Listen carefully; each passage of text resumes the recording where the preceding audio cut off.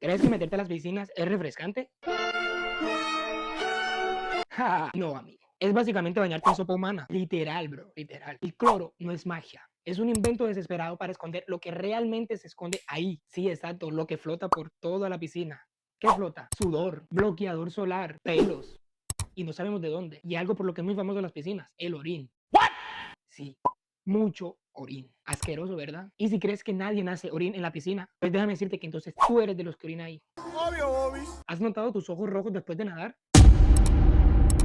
No, amiguito, no es por el cloro. Sé que muchos le han metido esa idea en la cabeza de que es cloro, pero literalmente no lo es. ¿Qué es entonces? Es por la mezcla de orín y químicos. Asqueroso, ¿no? Y si es en serio, si no, pues búscalo. Y esa textura de tu piel después de 1 hora de bañarte no es hidratación, es descomposición progresiva en agua compartida. Pero hey, tranquilo, sigue nadando feliz. Igual ya estás marinado. Si te gustó el video, no olvides darle like y suscribirte al canal. Nos vemos en otro video. Chao.